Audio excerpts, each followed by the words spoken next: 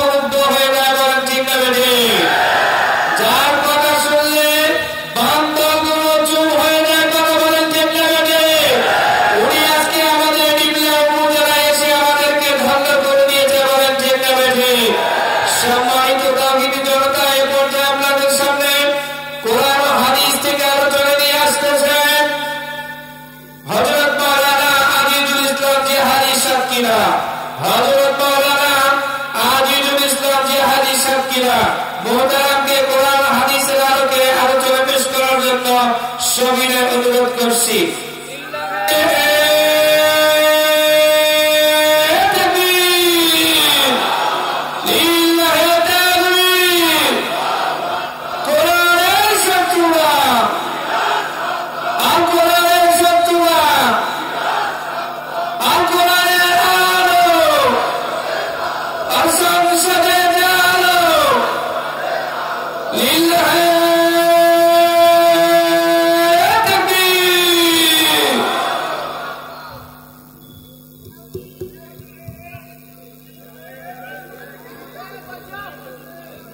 আসসালামু আলাইকুম ওয়া রাহমাতুল্লাহি ওয়া বারাকাতুহু।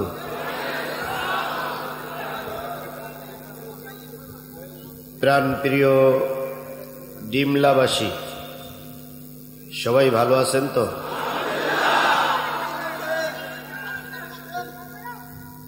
এখন তো সবাই ভালো আছে।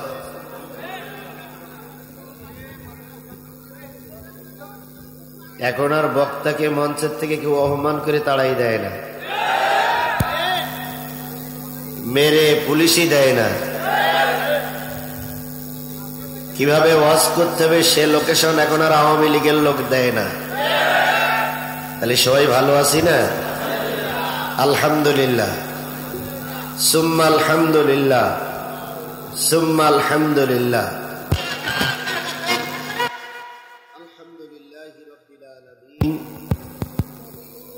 والصلاة والسلام على سيد الأنبياء والمرسلين وعلى آله وأصحابه أجمعين، أما بعد، أعوذ بالله من الشيطان الرجيم، بسم الله الرحمن الرحيم،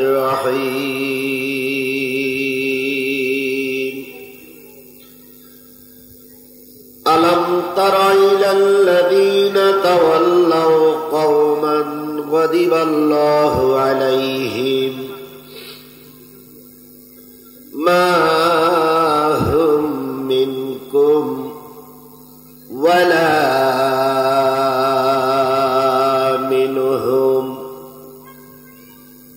ويحلفون على الكذب وهم يعلمون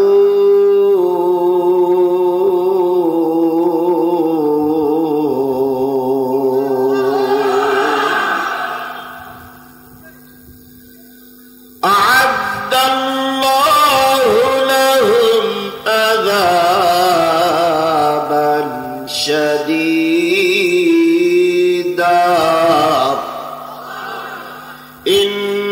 إنهم ساء ما كانوا يعملون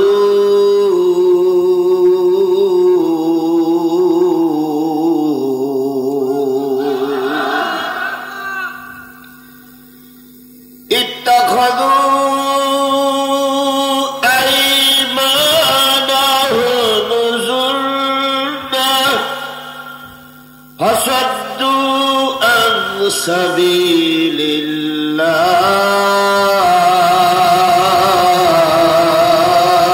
الله فلهم عذاب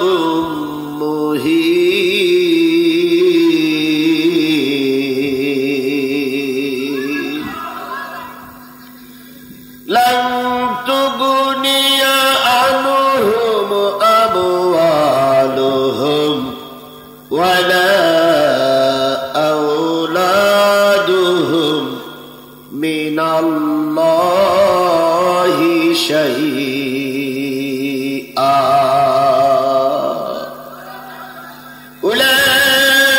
أولئك أصحاب النار هم فيها خالدون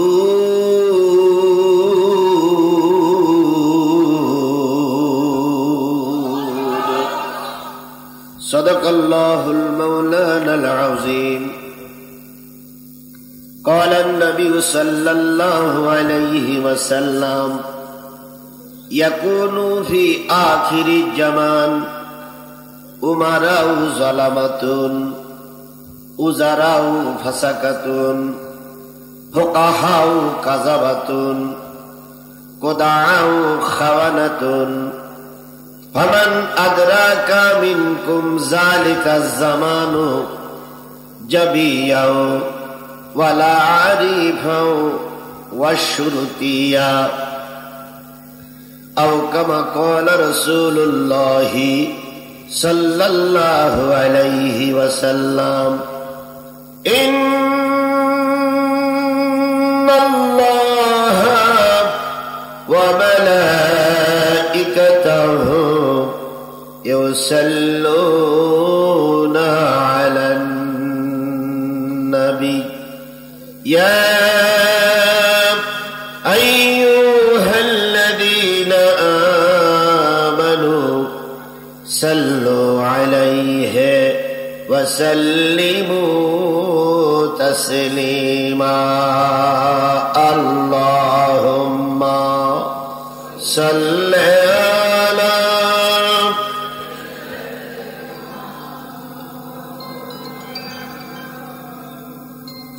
وعلى آل مولانا محبت شہید جری شریف اللہم صل علی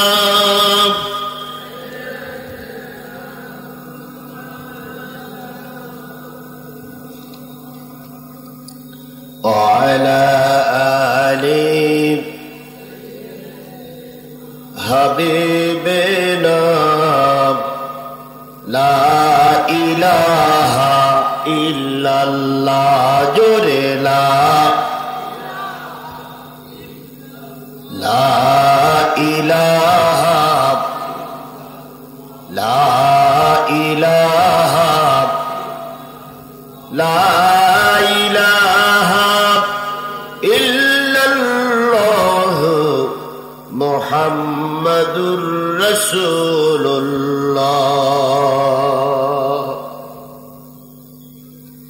সকলে জবান খুলে একসাথে এক বাক্যে বলছি সাল্লাল্লাহু আলাইহি ওয়াসাল্লাম। নীলফামারী জেলার ডিমলা উপজেলার আল হেরা মডেল হিফজ মাদ্রাসা 13 জন হাফেজ ছাত্রদের পাগড়ি প্রদান উপলক্ষে ইসলামিয়া ডিগ্রি কলেজ মাঠে অনুষ্ঠিত হচ্ছে একদিন ব্যাপী তাফসিরুল কোরআন মাহফিল। 20 অক্টোবর 2025 রোজ সোমবার। আজকের এই তাফসিরুল কোরআন মাহফিলের শ্রদ্ধাভাজন স্বনামধন্য সম্মানিত সভাপতি জনাব মোহাম্মদ মিনানুজ্জামান মিন্টু, বিশিষ্ট সমাজসেবক ও সভাপতি অত্র মাদ্রাসা। আজকের এই মাহফিলের সম্মানিত প্রধান অতিথি বৃহত্তর ইসলামী আন্দোলন বাংলাদেশ জামাত ইসলামী, বাংলাদেশ জামাত ইসলামীর নীলফামারী জেলার সুযোগ্য আমির, আগামী দিনের দাড়িপাল্লার কান্ডারি, হাজারো আলেমের ওস্তাদ, ওস্তাজুল আসাতেজা অধ্যক্ষ মাওলানা আব্দুস সাত্তার সাহেব, কেন্দ্রীয় শুরা সদস্য, জেলা আমির বাংলাদেশ জামাত ইসলামী নীলফামারী জেলা ও অধ্যক্ষ ডিমলা কামিল মাদ্রাসা। বরণ্য অতিথি জনাব অধ্যাপক কাজী মাওলানা হাবিবুর রহমান, উপজেলা নায়েবে আমির বাংলাদেশ জামাত ইসলামী ডিমলা উপজেলা, কাজী মাওলানা রকুনুজ্জামান, বকুল উপজেলা সেক্রেটারি বাংলাদেশ জামাত ইসলামী ডিমলা উপজেলা। সম্মানিত উদ্বোধনী বক্তৃতা করেছেন মাওলানা নূর মুবাশশির, ইউনিয়ন আমির বাংলাদেশ জামাত ইসলামী ডিমলা উপজেলা ও সহকারী শিক্ষক ডিমলা কামিল মাদ্রাসা। আলোচনা করে ধন্য করেছেন আমার দীর্ঘদিনের বন্ধু, গোটা বাংলাদেশের বক্তৃতা জগতের আলোড়ন সৃষ্টিকারী বক্তা, উত্তরবঙ্গের কৃতি সন্তান, বিশিষ্ট আলেমে দ্বীন, বাগ্মী বক্তা হযরত মাওলানা অধ্যাপক মাওলানা মুজিবুর রহমান, জনতা ডিগ্রি কলেজ খগা খড়িবাড়ি ডিমলা ও সভাপতি বাংলাদেশ মজলিসুল মুফাসসিরিন রংপুর বিভাগ। বিশেষ মুফাসসির মাওলানা তৌহিদুল ইসলাম সহ গর্বিত মায়ের গর্বিত সন্তান শ্রদ্ধেয় ওলামায়ে হযরত, মঞ্চ ভূমিষ্ঠ বিভিন্ন রাজনৈতিক দলের নেতৃবৃন্দ, নীলফামারী জেলার বিভিন্ন কুঠির থেকে আগত দিনদার পরেশগার মুত্তাকি মুসলমান ভাই ও বন্ধুগণ, পর্দায় অবস্থানরত শ্রদ্ধাশীলা মা ও বোনেরা, সকলকে নিয়ে আবারও সালাম বিনিময় করছি। আশা করছি সালামের জবাবটা সবাই মিলে জোরে সরে দিবেন। আসসালামু আলাইকুম ওয়া রাহমাতুল্লাহি ওয়া বারাকাতুহু।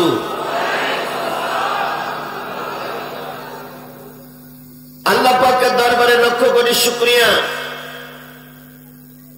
যিনি কথা বলার মতো একটা সুন্দর পরিবেশ তৈরি করে দিয়েছেন। এমন সময় পার করতে হয়েছে ওয়াজ করার পরে লাইট নিভাইয়ে বক্তার চলে যাওয়া লাগেছে। মঞ্চের থেকে মোনাজাত শেষ করতে পারিনি, চারিদিক থেকে পুলিশ এসে আমাদেরকে অ্যাটাক করার জন্য পরিকল্পনা নিয়ে কাজ করেছে। রাস্তায় যাচ্ছি, ব্যারিকেড দিয়ে জিজ্ঞেস করছে গাড়ি কি মাওলানা আজিজুল ইসলাম জিহাদি? হয়তো চুপ থাকতে হয়েছে, নতুবা ড্রাইভার কৌশলে বলেছে এরা জিহাদির গাড়ি নয়। এভাবে করে কৌশল করে আমাদের দীর্ঘ 16টা বৎসর চলা লেগেছে। কথা বলেন, কথা বলেন। আর তারা প্রায়ই বলতেন আমরা এদেশ থেকে চলে যাব না, অথচ বাংলাদেশের সবাই আছে, ওনারাই চলে গেছে। বাংলাদেশ জামাত ইসলামীর সব নেতারা মঞ্চ উপস্থিত। আমাদের একই সাথে আন্দোলনকারী স্বৈরাচারের বিরুদ্ধে মাঠে ময়দানে থাকা দল হল বিএনপি। তারাও আশেপাশেই আছে। কথা বলেন ঠিক না ঠিক? বিএনপি এবং জামাত দীর্ঘ 16টি বছর নিরলস পরিশ্রম করেছে এই ফেরাউনির বাচ্চারে তাড়ানোর জন্য,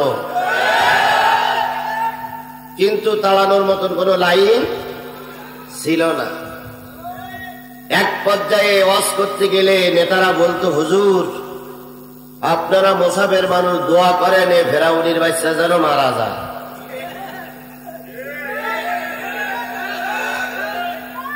আমরা যখন এক সময় হাল ছেড়ে দিলাম, তখনই আল্লাহ রাব্বুল আলামিন তার সাহায্য দিয়ে আবাবিল পাখির ন্যায় ছোট্ট ছোট্ট যুবকদেরকে রাস্তায় নামাই দিল।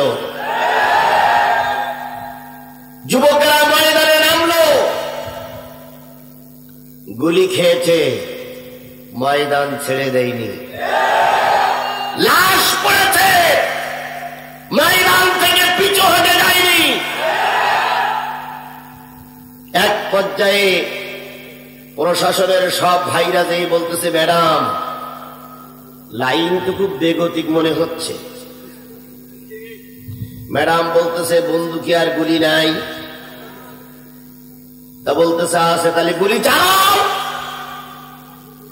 কয় ম্যাডাম আগে রাজনৈতিক দলেদের 2-1টা গুলি করে মারলি বাকি লোক সব পালাই চলে যেত, আর এখন একটা মারলি 4টে দাঁড়ায়, 4টে মারলি 4 16টা দাঁড়ায়, 16টা মারলি 48টা দাঁড়ায়, 48টা মারলি 1000 দাঁড়ায়। কয়টা গুলি করে মারলে গুলি করে এদের দমন করা যাবে না।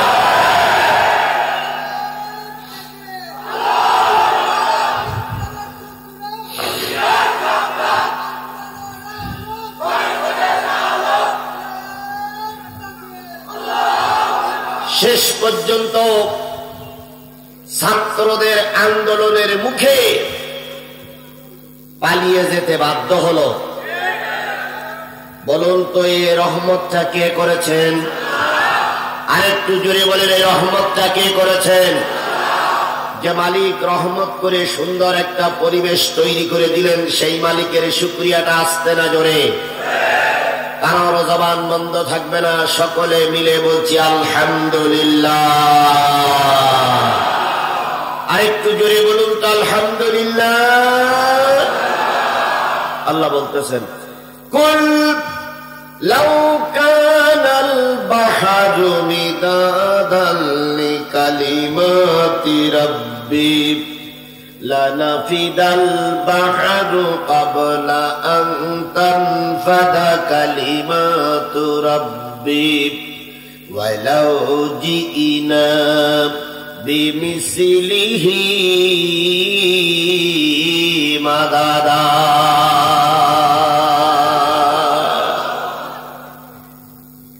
কুল লাউ কানাল বাহর, হে নবী আপনি বলে দিন পৃথিবীতে যত সাগর আছে, পৃথিবীতে যত নদ নদী আছে, খাল বিল আছে, পুকুর পুষ্করিণী আছে, এক কথায় পৃথিবীতে যত পানির উৎস আছে সব পানিগুলো যদি কালি হয়ে যায়, পৃথিবীতে যত দাঁড়ানো গাছ আছে সব গাছগুলো যদি কলম হয়ে যায়, পৃথিবীতে যত সমান্তরাল জমি আছে সব জমিগুলো যদি সাদা কাগজ হয়ে যায়, দাঁড়ানো গাছ নামক কলম দিয়ে, সাগরের পানি নামক কালি দিয়ে, সমান্তরাল জমি নামক কাগজের উপরে তোমার রবের কথা লিখতে যদি শুরু করো, লিখতে লিখতে সব কলমগুলো শেষ হয়ে যাবে। সাগরের পানি সব নিঃশেষ হয়ে যাবে। আর একটা সাগরের পানি যদি নিয়ে এসো, সেটাও এক সময় শেষ হয়ে যাবে, কিন্তু তোমার রবের কথা লেখা তখনো পর্যন্ত শেষ হবে না। বলুন তো সেই রবের নাম কি? আরেকটু জোরে বলেন, সেই রবের নাম কি? সেই রবের শুকরিয়াটা আবারও বলছি, আলহামদুলিল্লাহ। বিশ্ব মানবতার শ্রেষ্ঠ বন্ধু, সমস্ত নবী রাসূলদের শ্রেষ্ঠ রাসূল, আমাদের প্রিয় ভাজন নেতা, যিনি এই ধরাধামে এসেছিলেন মানুষের কল্যাণের জন্য। কিসের জন্য? সবাই মিলে বলুন, কিসের জন্য? নবী সম্পর্কে আল্লাহ রাব্বুল আলামিন বলেছেন, ওয়া ইন্নাকা লাআলা খুলুকিন আযীম। নবীর ভিতরে আছে উত্তম আদর্শ। নবীর চরিত্রের চাইতে ভালো চরিত্র আর কারোর নাই, হবে না, হওয়া সম্ভব না। এই নবী পৃথিবীতে এসে জন্মের পরের থেকে কতদিন ছিলেন এই পৃথিবীতে? 63 বছর। 63 বছর বয়সে আল্লাহ নবী যখন মৃত্যু শয্যায় শায়িত, এমত অবস্থায় মদিনার মসজিদে আজান হয়ে গেল। নবীজি জ্বর, আয়েশার ঘরে শুয়ে আছেন। এমত অবস্থায় হযরত বেলাল চলে গেলেন দরজার সামনে। ইয়া রাসূলুল্লাহ, সব সাহাবীরা অপেক্ষায় আছে, আপনি গেলেই জামাত শুরু হবে। হযরত আয়েশা নবীজির কপালে একটা চুমো দিয়ে বলেন, ইয়া রাসূলুল্লাহ, সাহাবীরা বসে আছে, নামাজ শুরু করবে। নবীজি বলেন, আয়েশা, আজকের নামাজের ইমামতিটা আবু বকরকেই করতে বলো।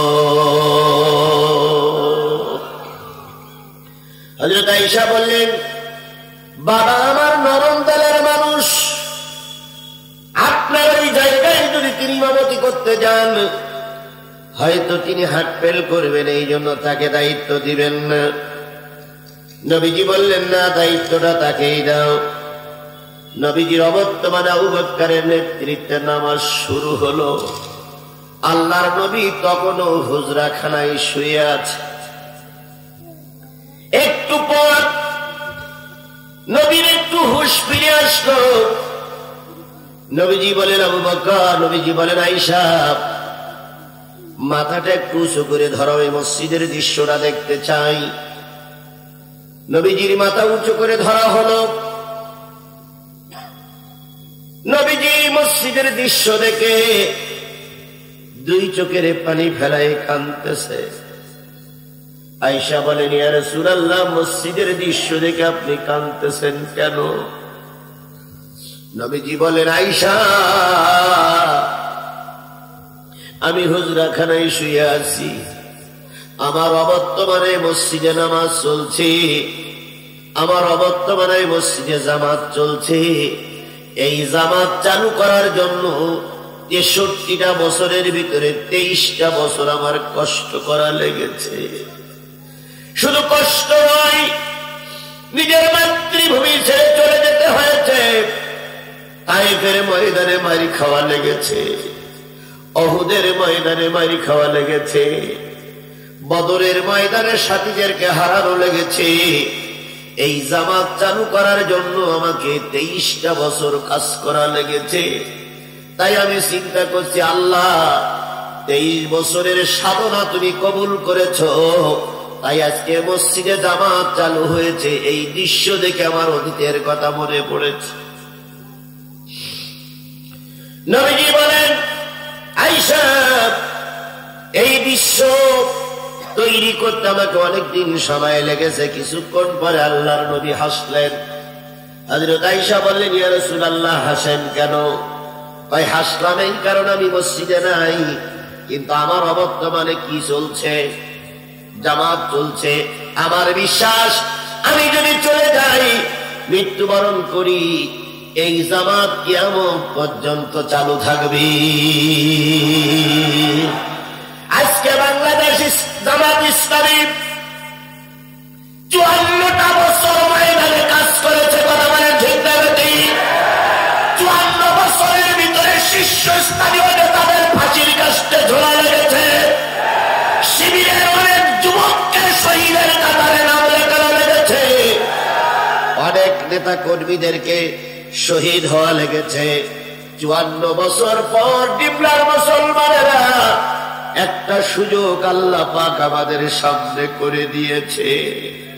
এইবার যদি এই সুযোগটা আমরা কাজে লাগাতে না পারি, আল্লাহর কসম 100 বছর আবার নতুন করে মারি খাওয়া লাগবে।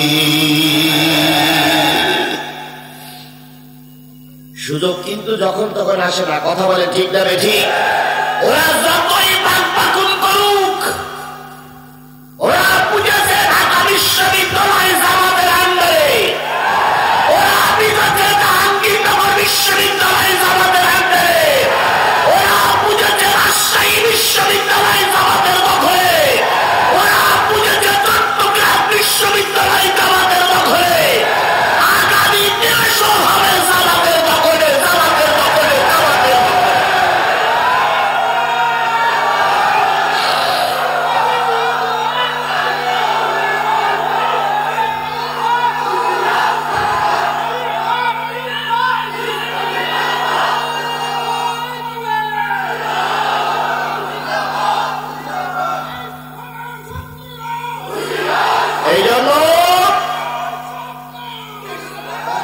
এই জন্য ওরা এখন মান কাঁচা মেরে আমাদের বিরুদ্ধে করছে। কথা বলে ঠিক হবে ঠিক? তবে আমরা একটা জিনিস বলছি জাতির সামনে, সেটা হলো, ওরা যতই করুক হিংসা, বিদ্বেষ আর নিন্দাবাদ, আমরা বলিব সাম্য, শান্তি, এক আল্লাহ। আমরা ইটির বিনিময়ে পাটকেল দেব না, পাটকেলের বিনিময়ে লাঠি নিয়ে নামবো না। আগামী 24 সালের যদি ফেব্রুয়ারি মাসে নির্বাচন হয়, আমরা কোরআনের পক্ষে সাপোর্ট দিয়ে দেখাই দেব, তোমরা আমাদের ইট পেরেছ, আমরা কোরআনের রাজ কায়েম করেছি। পারবেন? পারবেন? পারবেন? আল্লাহ যেন সেই সুযোগটা আমাদের দেখার তৌফিক দান করেন। তবে আমি আপনাদের একটা সুসংবাদ দিয়ে শুরু করছি, সেটা হলো, গোটা বাংলাদেশের খবর আমার কাছে আছে। আমি যতটুকু জানি, এই অবস্থা যদি বিরাজমান থাকে, আগামীতে বাংলাদেশ জামাত ইসলামী ক্ষমতায় যাবে ইনশাআল্লাহ। ইনশাআল্লাহ। আমি সাতক্ষীরার মানুষ, সাতক্ষীরার 4টি আসন আমি জামাত ইসলামকে উপহার দেব ইনশাআল্লাহ। আপনারা কি ডিমনার আসনটা দিতে পারবেন? আপনারা কি ডিমনার আসনটা দিতে পারবেন? আপনারা কি ডিমনার আসনটা দিতে পারবেন? আরে কারা দেওয়ার জন্য প্রস্তুত আছেন? 2 হাত উঁচু করে মালিকের দেখান। একটা তকবীর হবে।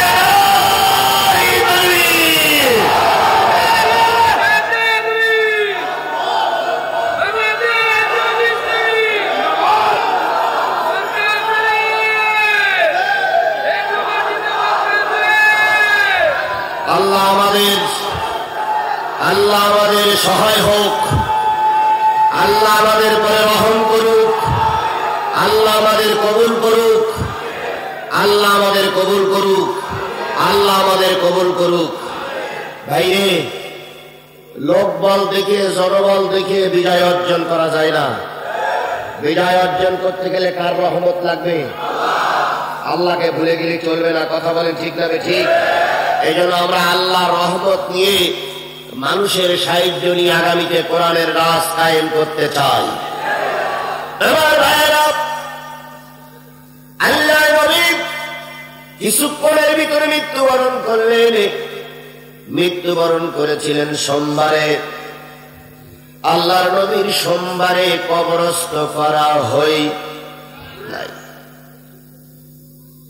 মঙ্গলবারও রসুলকে কবরে রাখা হলো না। নবীজি বলেছেন তিনটে কাজ খুব তাড়াতাড়ি করবে। 1 নম্বরে যদি কেউ মারা যায় তাড়াতাড়ি দাফন কাফন করবে। 2 নম্বরে ছেলে মেয়ে যদি বিয়ের উপযুক্ত হয় তাদের কি দিয়ে দেবে। 3 নম্বর খানা যদি উপস্থিত হয় তাড়াতাড়ি খানায় মনোযোগ দেবে। তাহলে রসুলের হাদিস কি সত্য না মিথ্যা? রসুলের হাদিস কি সাহাবীরা মেনে চলতেন না চলতেন না? সেই সাহাবীরা সোমবারে রসুলকে কবরে রাখলো, মঙ্গলবারে কবরে রাখলো না, বুধবারের দিন শেষের দিকে সে কবরে দিল। কবরে রাখলো। এই 3 দিন কেন রসুলকে ডাঙায় রাখা হয়েছিল জানেন কি আপনারা?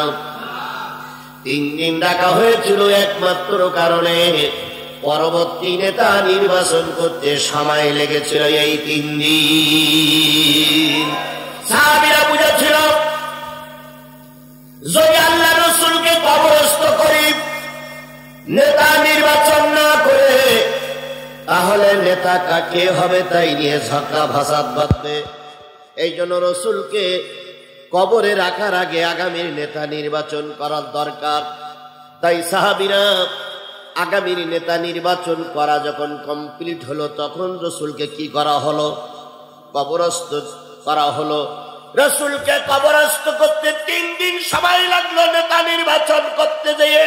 ও আমার জাতি, তাহলে নেতা নির্বাচন করা সুন্নত নয়, নেতা নির্বাচন করা মুস্তাহাব নয়, নেতা নির্বাচন করা ওয়াজিব নয়, হক সত্য যোগ্য নেতা নির্বাচন করা ফরজ ফরজ ফরজ।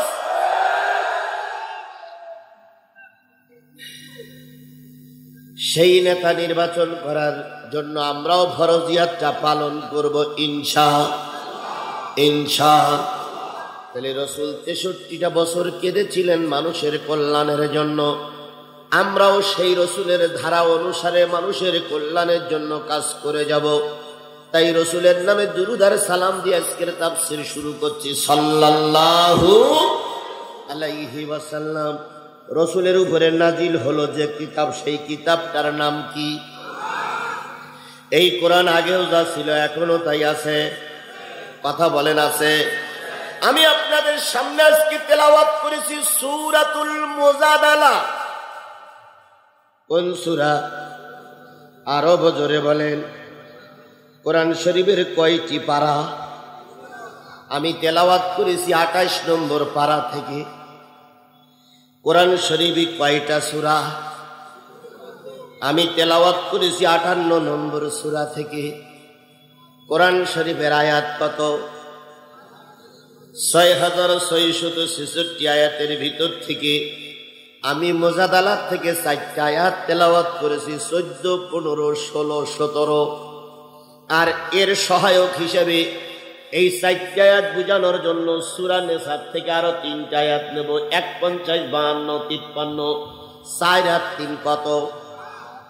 এই 7টা আয়াত দিয়ে বোঝাবো কাদের পরে আল্লাহর লানত, কাদের পরে আল্লাহর অভিশাপ, আগামীতে কাদেরকে ভোট দেওয়া যাবে না। এইটা আমি কি দিয়ে বোঝাবো? কোরআন দিয়ে বোঝাবো ইনশাআল্লাহ। ডাইরেক্ট যদি জামাত ইসলামীর আব্দুল সত্তার ভাইয়ের সাপোর্ট করি, কালকে আমাদের ভাইরা বলবে জিহাদি কোরআনের কথা বলতে আসিনি, রাজনীতি করতে আসছিল। এই জন্য সবকিছু হবে কি দিয়ে? আরো জোরে বলেন কি দিয়ে? যদি আগামীতে কোনদিন এই এলাকার কোন সমাবেশ করা চলাকালীন অবস্থায় আমি জিহাদি এলাকায় আসি, সেদিন হবে সমাবেশের কথা, কিন্তু আজকে হবে কিসের কথা? এখানে বিএনপির ভাইরা আছে না নাই? সোনা ভাই আমার ভুল বুঝো না, সোনা ভাই আমার ভুল বুঝো না, সোনা ভাই আমার ভুল বুঝো না, আমি তোমাদের শত্রু না। আমার নামে 20টা মামলা, 20টা মামলার ভিতর থেকে যতগুলো মামলা আমার নামে হয়েছে, প্রত্যেকটা মামলার আসামি যদি 70 জন থাকে, 35 জন জামাত শিবিরের আর 35 জন বিএনপি ছাত্র দলের, তাহলে ওরা আমাদের পার্টনারশিপ। কথা বলেন ঠিক না বেঠিক? সুতরাং তোমরা আমাদের শত্রু না, তোমরা আমাদের এই বন্ধু। একসঙ্গে 16 বছর আন্দোলন করেছি। এখন তুমি কেন আমারে মাইনাস করছো আর আমি কেন তোমার মাইনাস করবো? বন্ধু, একজন আর একজনের বিরুদ্ধে ফতোয়া দিও না। একজন আর একজনের বিরুদ্ধে যদি ফতোয়া দাও, আওয়ামী লীগ আবার মাথা উঁচু করে দাঁড়াবে। এই জন্য আওয়ামী লীগকে যদি দমন করতে হয়, বিএনপি জামাতকে একসঙ্গে থাকা লাগবে। কথা বলেন ঠিক না বেঠিক?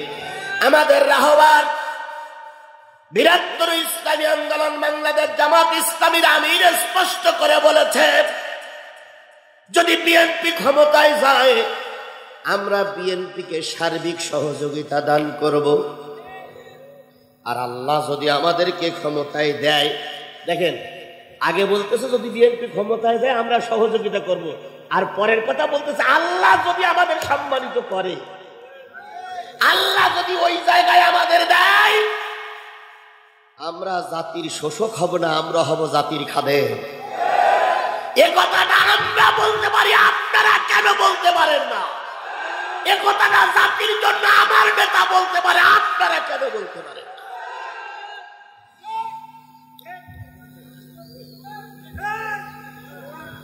জামাতের ইউনিয়ন আমির, শোনেন, জামাতের ইউনিয়ন আমির সংবাদ পেয়েছে, উপজেলা আমির জামাতের ইউনিয়ন আমির বলতেছে আজকে রাত্রি এলাকায় পুলিশ ঢোকার সম্ভাবনা আছে, তো আপনি তাড়াতাড়ি ভাত খেয়ে এলাকা ছেড়ে দেন। এখন জামাতের ইউনিয়ন আমির দিয়ে মাঠের ভিতরে একটা টং বোঝেন, ছোট ঘর, সেইখানে দিয়ে জামাতের আমির মশারিটা নাই শুয়ে পড়েছে, যাতে করে পুলিশ খুঁজে না পায়। ইউনিয়ন আমির, ইউনিয়ন সভাপতি ওই ইউনিয়নের, উনি ভাবিকে নিয়েই ঘরে শুয়ে আছে। হঠাৎ করে রাত 12টার সময় চৌকিদার বলতেছে, স্যার পুলিশ বলে আপনার বাড়ির দিক যাচ্ছে। ইউনিয়নের বিএনপির সভাপতি জুতো পায়ে দেওয়ার সময় পাইনি, গেঞ্জি গায়ে দেওয়ার সময় পাইনি, লুঙ্গিটা কাঁচা মেরে লুঙ্গিটা ধরে মেরিয়েছে দৌড়ি ওই একই টনের ভিতরে যেয়ে দুইজন সবে এখন এই লোকের পা ধরে নাড়াতেছে, ও ভাই, ও ভাই। ইউনিয়ন আমির মনে করতেছে পুলিশ মনে হয় টং পর্যন্ত এসে গেছে, তো ইউনিয়ন আমি লাগাই উঠেছে। কে? তাই বলতে ভাই টেনশন করার দরকার নেই, আমি বিএনপি সভাপতি। তো যে ঘটনা ঠিক, ঘটনার গ্রামে পুলিশ ঢুকেছে।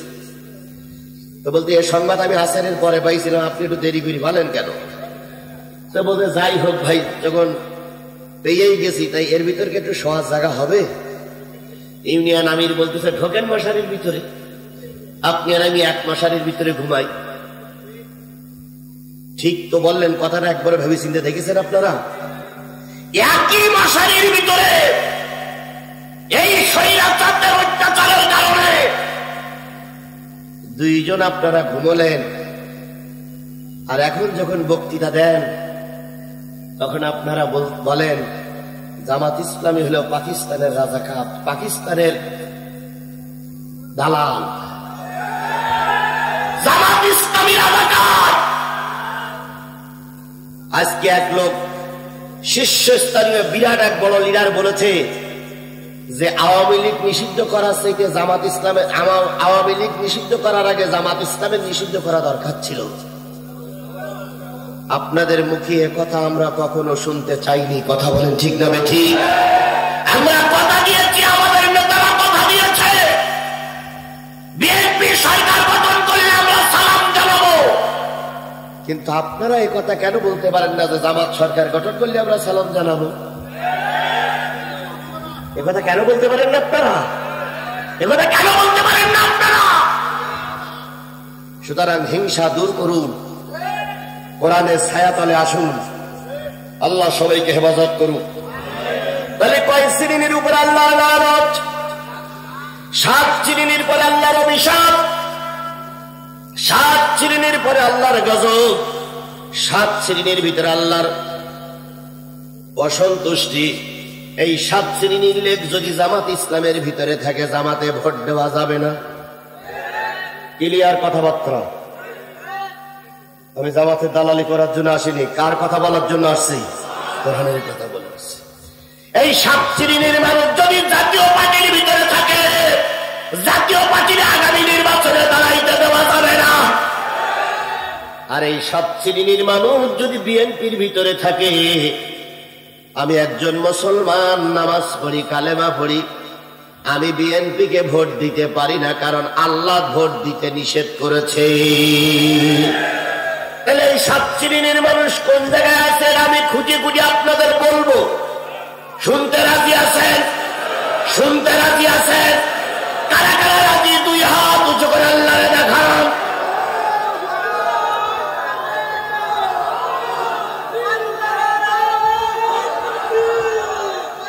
শুধু শোনেন, শুধু আমি 7 শ্রেণীর মানুষের কথা বলে যাব তা নয়। যতদিন পর্যন্ত নির্বাচন না হবে, ততদিন পর্যন্ত এই 2টা জায়গার কথাগুলো আপনি জাতির সামনে তুলে ধরবেন। আমি শুধু আপনাদের অশুনাতে আসিনি, গোটা দেশের মানুষের জন্য অশুনাতে এসেছি। এই জন্য আমি সূরা মুজাদালার 4টি আয়াত, নেসার 3টা আয়াত দিয়ে প্রমাণ করে দেব কাদের পরে আল্লাহর লানত, আগামীতে তাদেরকে ভোট দেওয়া যাবে না, নিষেধ করেছেন কে? এটা আমি ব্যক্তিগতভাবে বললি রাজনীতি হবে, তাই কি দিয়ে বুঝাবো? জোরে বলেন, কি দিয়ে বুঝাবো? আপনারা কি শেষ পর্যন্ত থাকতে রাজি আছেন? নিশ্চয়ই বাজারে বিএনপির ভাইরা আছেন, নিশ্চয়ই আমাকে আওয়ামী লীগের ভাইরা আছেন। আমি তাদের পায়ের পরে 2টো হাত থেকে অনুরোধ করছি, ভাই তুমি আমার শত্রু না, তুমি আমার বন্ধু। এখানে হিন্দু ভাইরা আছে না নাই? হিন্দু ভাইদের উপলক্ষে আমার নসিহত, আপনারা দয়া করে কোরআনের কথাগুলো শুনুন। কোরআন শুধু মুসলমানদের জন্য নয়, গোটা সকলের জন্য কোরআন। কথা বলেন ঠিক না বেঠি? এই কোরআনে হিন্দু ভাইদের জন্য উপদেশ আছে না নাই? খ্রিস্টান ভাইদের জন্য উপদেশ আছে না নাই? তাহলে আমি কোরআন নিয়ে আসছি শুধু কি মুসলমানদের জন্য? আমি কোরআন নিয়ে আসছি কি শুধু জামাত ইসলামের জন্য? কোরআন নিয়ে আসছি সকলের জন্য। সুতরাং সকলের শিক্ষা পাবো এই কোরআন থেকে। তাহলে আমরা কেউ কোরআন থেকে দূরে সরে যাব না ইনশাআল্লাহ। এবার আসুন, আমি যে সূরা থেকে তেলাওয়াত করেছি সূরাটার নাম কি? এই কথা বলেন, এবার সমাজে খেয়াল করেন। সূরা 28 নম্বর পারা থেকে যে সূরাটা তেলাওয়াত করেছি সূরাটার নাম কি? মুজাদালা। মুজাদালা আরবি শব্দ। মুজাদালা শব্দের অর্থ হচ্ছে বাদ অনুবাদ, তর্ক তর্কি। ইংরেজিতে বলা হয় টক শো। ইংরেজিতে বলা হয় কি? Talk show. বোঝেন আপনারা? ওই যে একজন আর একজনের মুখোমুখি হয়ে কেউ বিএনপির পক্ষে গায়, কেউ জামাতের পক্ষে গায়, 2 জন তর্কতর্কি করতে গিয়ে অনেক সময় মারামারিও বাঁধায়। এর নাম আরবিতে কি বলে? মুজাদালা। মুজাদালা শব্দের অর্থ হচ্ছে ইংরেজিতে টক শো, বাংলায় হলো বাদ অনুবাদ, কথার পিঠে কথা। সূরাটা যখন নাজিল হলো, খাওলা বিনতে সালাবা নামক একজন মহিলা, রাসূল মদিনা রাষ্ট্রপতি, তিনি চলে গেলেন হুজুরের কাছে গিয়ে বলেন, ইয়া রাসূলুল্লাহ, আমার স্বামী আমাকে আজকে বলেছে আমি নাকি তার পিঠির মতন, আমি নাকি তার মায়ের পিঠির মতন, আমি নাকি তার মায়ের বুকের মতন, আমি নাকি তার মায়ের মতন। এখন আমি আপনার কাছে ফতোয়া জানতে এসেছি, শরিয়াত জানতে এসেছি। আমি আমার স্ত্রীর জন্য বৈধ না, আমি আমার স্বামীর জন্য বৈধ না অবৈধ? আল্লাহ বললেন, খাও না, আমি যতটুকু জানি ততটুকু অনুসারে বলতে পারি তুমি তোমার স্বামীর জন্য অবৈধ হয়ে গেছো। তোমার স্বামীর জন্য আর তুমি বৈধ নেই, তুমি এখন থেকে তালাক প্রাপ্ত, হারাম। ওই মহিলা বললেন, ইয়া রাসূলুল্লাহ, দীর্ঘদিন সংসার করেছি, ছেলে মেয়ে হয়েছে, দীর্ঘদিন সংসার করে আমার যৌবনটা তার কাছে ব্যয় করলাম, এখন তিনি আমাকে বলে দিলেন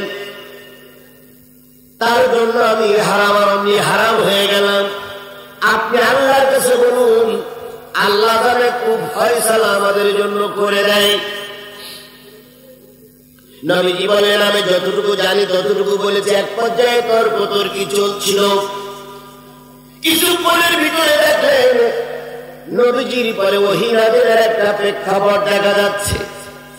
আল্লাহর নবী সাল্লাল্লাহু আলাইহি সাল্লামের পরে ওহী নাযিল হবে। এই দৃশ্য দেখে খাওয়া সান্ত্বনা পাইলেন, শান্ত হলেন। ওহীর অবস্থা যখন কেটে গেল, নবীজি বললেন, ও খাওয়া, তোমার জন্য আল্লাহ সূরা মুজাদালা নাযিল করেছে। মা বোনেরা ভালো করে শোনেন, তাহলে একজন মহিলার জন্য আল্লাহ একটা সূরা নাযিল করলেন। সেই সূরাটার নাম কি বললাম? সূরাতুল মুজাদালা। 28 নম্বর পারা, 58 নম্বর সূরা, 22টি আয়াত, 3টি রুকু। 22টি আয়াতের ভিতর থেকে আমি আপনাদের সামনে তেলাওয়াত করেছি 14, 15, 16, 17 কয়টি আয়াত? এই 4টি আয়াত নিয়ে শুরু করি, আরো 3টোর সঙ্গে যোগ করে। এবার খেয়াল করেন, টাকা কালেকশনের পর্ব শেষ, এবার খেয়াল করেন, সবাই মিলে খেয়াল করবেন, খুবই গুরুত্বপূর্ণ কথা খেয়াল করেন। আল্লাহ বলতেছেন, আলাম তারা ইলাল্লাযীনা তাওয়াল্লাউ কওমান গাদিবাল্লাহু আলাইহিম মা হুম মিনকুম ওয়ালা মিনহুম ওয়া ইয়াহলিফুনা আলাল কাযিবি ওয়া হুম ইয়ালামুন।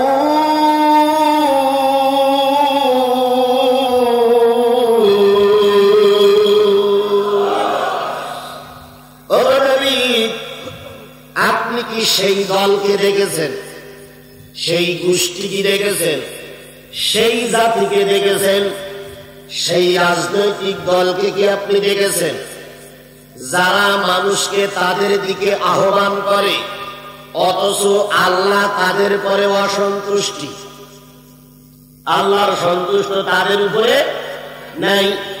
এই দলের দিকে নিজেরাও, ওই দলে নিজেরাও থাকে, আর ওই দলের দিকে মানুষকে আহ্বান করে, এসো আমরা শান্তি দেব, এসো আমাদের দলের ভিতরে এসো, এসো এই দল করো, আগামীতে আমাদের ভোট দিয়ে ক্ষমতায় বসাও, আমরা রাস্তাঘাট করে দেব, পুল কালভার্ট করে দেব, আমরা তোমাদের শান্তি দেব, আমরা তোমাদের মুক্তি দেব, দেশে আর কোনো শান্তি থাকবে না, কোনো মানুষ না খেয়ে থাকবে না। অথচ ওই দলের উপরে আল্লাহর সন্তুষ্ট নাই, আল্লাহ তাদের পর অসন্তুষ্ট। এই দলকে আপনি দেখেছেন? কে বলতেছে? কাকে বলতেছে? আচ্ছা, নবী এখন নেই, কোরআন তো আছে, তাহলে কোরআন প্রশ্ন করতেছে ওই দলকে আপনি দেখেছেন? ধরেন আমার প্রশ্ন করতেছে, হে জিহাদি, তুমি কি ওই দল দেখেছো? এখন আমি আপনাদের কাছে প্রশ্ন করলাম, ওই দলকে আপনারা দেখেছেন? আপনারা কি দেখেছেন ওই দল? দেখেছেন? বলেন তো ওই দলের নাম কি? আমি যদি বলি জামাত ইসলাম, হবে না? হবে না? আপনি বলতেছেন আওয়ামী লীগ, যদি ওটা হয় কেন হবে না? কেন যদি ওটা হয়? আওয়ামী লীগের শেখ হাসিনার সম্পর্কে ওরা বক্তব্য দিত, আমাদের নেত্রী জান্নাতি, বলেনি? বলেনি? বলেনি? শামীম ওসমান বলতেন, আমি দৈনিক 70-80 রাকাত নফল নামাজ পড়ি। 70-80 রাকাত নফল নামাজ যারা পড়ে তারা নিশ্চয়ই জান্নাতি দল। তারপরে কি বলে? ওরা বলতেন আমাদের নেত্রী সকালবেলা উঠে কি খোঁজে? কোরআন শরীফ খোঁজে, যায় নামাজ খোঁজে, তাহলে ওরা কেন জান্নাতে যাবে না? এবার আপনারা বলতেছেন জামাত ইসলামী জান্নাতি। জামাত ইসলামী যদি জান্নাতি দল হয় মেনে নিলাম আপনাদের কথার খাতিরে। জামাতের পরে অত্যাচার কম হয়েছে না বেশি হয়েছে? জামাতের শীর্ষস্থানীয় নেতাদের ফাঁসি হয়েছে না হয়নি? কিছু বাতিল পক্ষী এখন বলতেছে নিশ্চয়ই যুদ্ধ অপরাধী দল, নতুবা ফাঁসির কাস্টে ঝুললো কেন? তাই একজন আর একজনের বিরুদ্ধে বক্তব্য দিয়েই যাচ্ছে। কথা বলেন। এখন প্রচার হচ্ছে জামাত ইসলাম করলে নাকি জান্নাতে যাওয়া যাবে। এ কথা কি কোন জামাত নেতা বলেছে? জোরে বলেন, কোন জামাত নেতা বলেছে? আল্লাহর কসম, জামাত ইসলামী করলে জান্নাতে যাওয়া যাবে না। তবে জামাত ইসলাম জান্নাতের রাস্তা দেখা।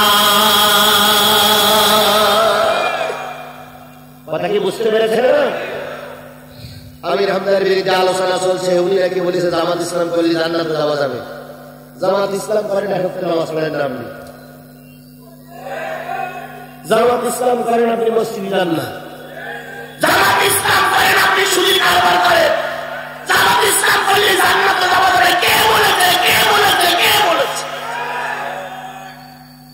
আর ওনারা বলতেছে, একদল বলতেছে আমাদের দল করলে জান্নাতে যাওয়া যাবে। এরা বলতেছে, এরা বলতেছে, এরা বলতেছে। এ কথাটা ওনারা বলতে পারে, আমরা ইসলামী দলের লোক হয়ে বলতে পারি না।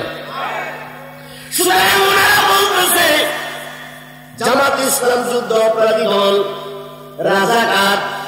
জামাত ইসলাম ইসলাম কি বলে দেশদ্রোহী, সুতরাং ওরা যাবে জাহান্নামে। আর আমরা বলতেছি 16 বছর ধরে ওরা আমাদের মেরেছে, ওরা যাবে জাহান্নামে। তাহলে এর সমাধান তো আসতেছে না। এ বলতেছে ও জাহান্নামে, ও বলতেছে জাহান্নামে, তাহলে সমাধান আসতেছে? আসতেছে না। এখন বর্তমানে আমাদের একই মশারির ভিতরে থাকা দল বিএনপি, তারা বলতেছে আমাদের ভোট দেন, আমরা জান্নাতে নিয়ে যাব। তারপরে বলতেছে তারেক জিয়ার নাম নিলে উজু করে দেওয়া লাগবে। কথা বলেন না কেন? কথা বলেন না কেন? তাহলে তারা কত পবিত্র দল। তাহলে এখন যদি ওদেরকে আমরা অপবিত্র বলি, নিশ্চয়ই ব্যবধান বাড়বে, কমবে না। কথা বলেন। সুতরাং আমরা সব ব্যবধান ভুলে আল্লাহর কাছে প্রশ্ন করি, আল্লাহ তুমি বলে দাও কাদের পরে তোমার অভিশাপ? কার কাছে প্রশ্ন করব? আল্লাহ যদি উত্তর দিয়ে দেয় বিএনপির মন খারাপ হবে না, জামাত ইসলামীর মন খারাপ হবে না, আওয়ামী লীগের ভাইদের মন খারাপ হবে না, কারোর মন খারাপ হবে না। তাই প্রশ্নটা কার কাছে করলাম? আল্লাহ এবার উত্তর দিচ্ছে। সূরা নিসার ভিতরে চলে যাচ্ছি, আল্লাহ রাব্বুল আলামিন উত্তর দিচ্ছে। আল্লাহ রাব্বুল আলামিন উত্তর দিচ্ছে, আলাম তারা ইলাল্লাযীনা উতু নাসিবাম মিনাল কিতাব। হে নবী, আপনি কি তাদেরকে দেখেন নাই যাদের সামনে আসমানি গ্রন্থ কিতাব আছে? এই লোকগুলোকে আপনারা দেখেছেন? কে জিজ্ঞেস করছে? কোরআন শরীফ জামাত ইসলামের সামনে আছে না নাই? বিএনপির সামনে আছে না নাই? আওয়ামী লীগের সামনে কোরআন আছে না নাই? জাতীয় পার্টির সামনে কোরআন আছে না নাই? হাত পাকার সামনে কোরআন আছে না নাই? আল্লাহ বলতেছে আপনি কি তাদেরকে দেখেন নাই যাদের সামনে কি আছে? যাদের সামনে কি আছে বলুন তো? আওয়ামী লীগের বাড়ি কোরআন শরীফ আছে? এই কথা বলেন আছে? বিএনপির বাড়িতে কোরআন শরীফ আছে? আছে।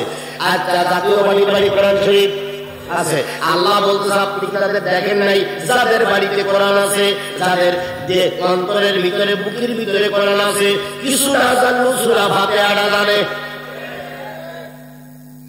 এই সমস্ত লোকদেরকে আপনি দেখেন নাই যাদের কোরআনের কিছু অংশ আছে অথবা কোরআন আছে, অথচ এই কোরআন বাদ দিয়ে বাদ রেখে ইউমিনুনা বিযিবতি ওয়া তাগুত, তারা ঈমান এনেছে মূর্তির উপরে আর ঈমান এনেছে তাগুতের উপরে। মূর্তি আগে ছিল না? ছিল না? এই ফ্যান্ডার নেতাদের দিকে দেন তো, ওই দিকে দেন, আমার দিকে কোনো বাধা আসবে না। খেয়াল করুন, মূর্তি আগে ছিল না? ছিল না? কত টাকা যে মূর্তির পিছনে ব্যয় হয়েছে আল্লাহ ভালো জানে। তখন ছিল আব্বার মূর্তি, কার মুক্তি? জাতির আব্বার মুক্তি। এখন আর যদি আরেকটা দল ক্ষমতায় আসে, হয়তো এবার হবে স্বামীর মুক্তি। আল্লাহ বলতেছেন তারা নিজেদের শান্তি শৃঙ্খলা বজায় রাখার জন্য মূর্তি বা ভাস্কর্য তৈরি করে, ওদের পরে আল্লাহর লানত, ওদের পরে আল্লাহর অভিশাপ, ওদের পরে আল্লাহর গজব। তাহলে যে ব্যক্তি মূর্তি ভাস্কর্য তৈরি করে ওদের পরে আল্লাহর গজব, এ কথাটা কে বলছে? আরো জোরে বলেন। বাংলাদেশ জামাত ইসলামী ক্ষমতায় যাওয়ার পর মরে মরে যদি সাইদির মূর্তি অথবা ডাক্তার শফিকুর রহমানের মূর্তি তৈরি করে, আল্লাহর কোরআনের ভাষায় জামাতের পরে আল্লাহর লানত। এরকম মূর্তি মরে মরে হওয়ার সম্ভাবনা জামাত ইসলামে দিয়ে কি আছে? জোরে বলেন আছে। কিন্তু যদি আরেকটা দল ক্ষমতায় যাবার জন্য চেষ্টা করছে, ওনারা তো 290টা আসন পেয়েই গেছে। 290টা আসন পেয়ে গেছে না ভাই? বেড়ায় বলে তাড়াতাড়ি ভোট দেন, 290টা আসন আমাদের। এবারও আমরা যাব, সামনের বার আমরা যাব, তারপরও আমরা যাব। তারপরে জামাত চিন্তা ভাবনা করবে, তাহলে 3 বার ওনারা চলেই গেছে ক্ষমতায়। কথা বলেন ঠিক না বেঠিক? এই পার্টি ক্ষমতায় যাক, আমরা বাধা দেই না। তবে ক্ষমতায় যেয়ে যদি কোনো ভাইয়ের মূর্তি, স্বামীর মূর্তি, তারপরে কি শ্বশুরের মূর্তি, নেতার মূর্তি দেশে দেশে নির্মাণ করে, আল্লাহর ভাষায় ওদের পরে আল্লাহর লানত। কথা ক্লিয়ার? কথা ক্লিয়ার? বুঝলেন তো বুঝলেন, না বুঝলেন তো পশু পশু পশু।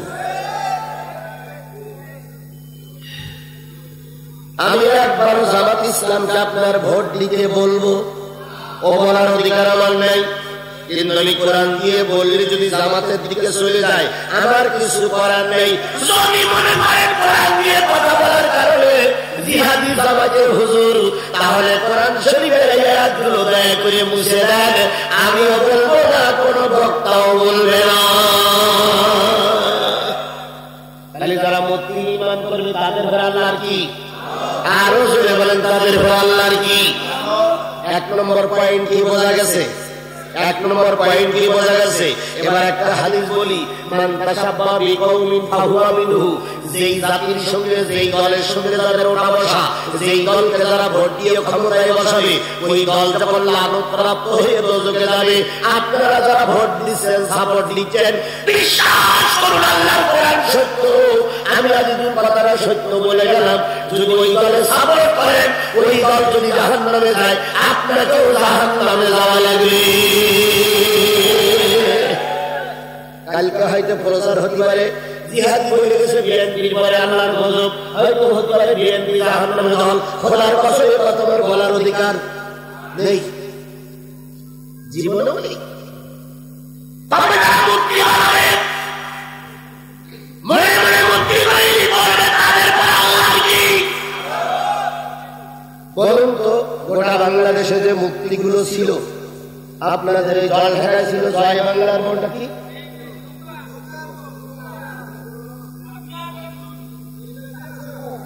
বিরাট বিরাট মুক্তি হয়েছিল। কথা বলেন ঠিক না ঠিক? এই মুক্তিগুলো তৈরি করতে টাকা খরচ হয়েছিল না হয়নি? এই টাকাগুলো কোথা থেকে আসলো? জনগণের টাকা।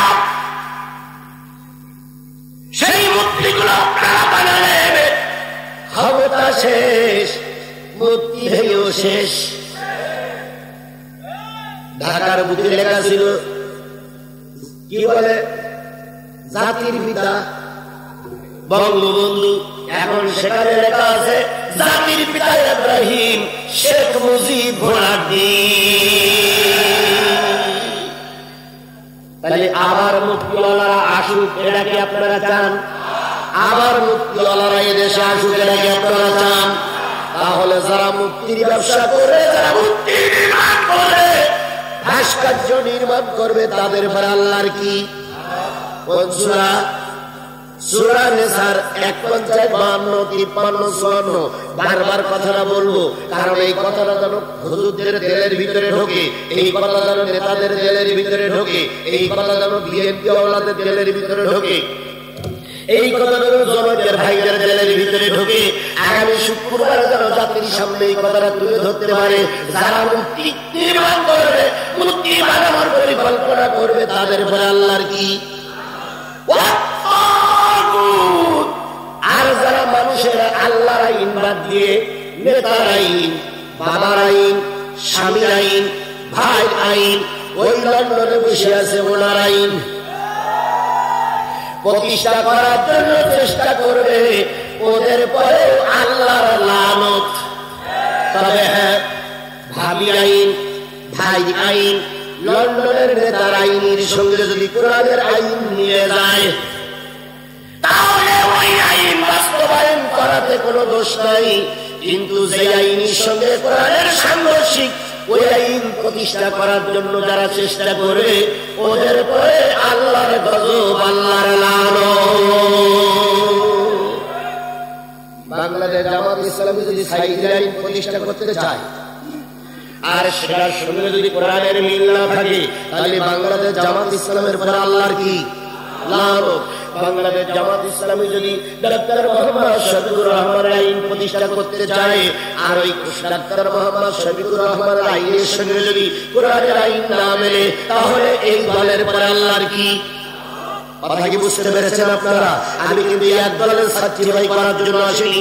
যারা আল্লাহর কোরআনের আইন বাদ দিয়ে, রাসূলের তরিকা বাদ দিয়ে, কোরআনের নেতার আইন দিয়ে শান্তি প্রতিষ্ঠা করতে চায়, অথচ নেতার আইনের সঙ্গে কোরআনের মিল নাই, ওই দল, ওই গোষ্ঠী, ওই নেতার পরে আল্লাহর কি। কথা ক্লিয়ার? সামনে যাব, সামনে যাব, সব খেয়াল করেন। وَيَقُولُونَ لِلَّذِينَ كَفَرُوا هَؤُلَاءِ أَهْدَىٰ مِنَ الَّذِينَ آمَنُوا سَبِيلًا। আর আল্লাহ যাদের উপরে তাদের আরেকটা দোষ হলো, তারা মুসলমানদের দেশে থাকে কিন্তু মুসলমানদের ভালোবাসে না, ভালোবাসে কাফেরকে। মুসলমানদের তারা ভালো বলে না, ভালো বলে কাদেরকে? কাফেরদেরকে। সম্পর্ক রাখে কাফেরের সঙ্গে। এ ধরনের কথা বলা লোক আমাদের দেশে আছে না নাই? আপনারা খুঁজে নেবেন। তুমি আমি দুটো পয়েন্ট বলি। কয়েকদিন আগে এক নেতা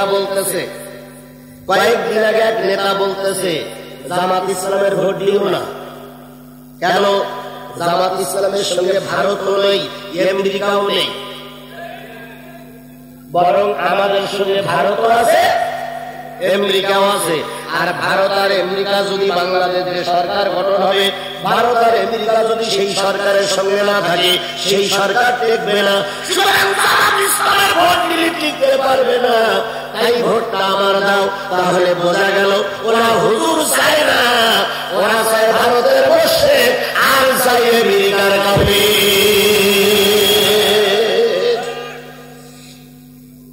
তাহলে আল্লাহর এই কোরআনের আয়াতের সঙ্গে মেলে। আল্লাহ বলতেছে ওরা মুসলমানদের ভালো ছবি দেখে না, ওরা বন্ধুত্ব করে কাদের সাথে? কাফেরদের সঙ্গে, মুশরিকদের সঙ্গে। যারা মুশরিকদের সঙ্গে বন্ধুত্ব করে, কাফেরদের সঙ্গে বন্ধুত্ব করে যারা জীবনে টিকে থাকতে চায়, ওদের পরে আল্লাহর কি। আরো জোরে বলেন, ওদের পরে আল্লাহর কি। আমি স্পষ্ট করে বলি, বাংলাদেশ জামাত ইসলামী যদি বছর ক্ষমতায় না যায়, কোন মুশরিকের দালালি করে আমরা ক্ষমতায় যাব না। তবে হ্যাঁ, আমার এই 56,000 বর্গ কিলোমিটারের ভিতরে হিন্দু ভাইরা আছে না নাই? খ্রিস্টান ভাইরা আছে না নাই? আমরা মুসলিম অধ্যুষিত অঞ্চলের মানুষ। তারা সংখ্যালঘু, মানে সংখ্যায় কম। সংখ্যালঘু বলে আমির জামাত কিছু বলে না, কিন্তু সংখ্যায় তারা কম।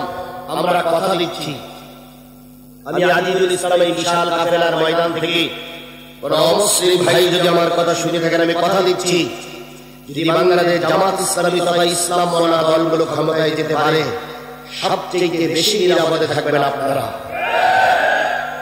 আমরা আপনাদের কোনো ক্ষতি হতে দেব না, আমরা আপনাদের কোনো ক্ষতি হতে দেব না। আপনি আজকের দিনক্ষণ দিয়ে কাগজটায় লিখে রাখেন, লিখে রেখে বা আপনার বাড়িওয়ালির কাছে নিয়ে জমা দেন যে ইসলামিয়া ডিগ্রি কলেজ মাঠে জিহাদি হুজুর বলে একজন হুজুর এসেছিলেন, তিনি বলে গেছিলেন যদি জামাত ইসলাম ক্ষমতায় যায় আমাদের কোনো ক্ষতি হবে না। আপনি যদি মারাও যান আর আপনার যদি কোনো ক্ষতি হয়, আমি তো এই নীলফামারী নতুন আসিনি, অনেক বছর থেকে আসা যাওয়া করছি, আপনি যদি কোনোদিন এই মাহফিলে আমি আসি, আমার জামাত ইসলামের ইউনিয়ন দায়িত্বশীল, থানা দায়িত্বশীল অথবা কোনো রোকন অথবা কোনো কি বলে রিপোর্ট টাকা কর্মী যদি আপনার কোনো ক্ষতি করে থাকে, আমাকে আপনি চিঠি লিখবেন, আমি আপনার ক্ষতি পূরণ করতে বাধ্য থাকবো।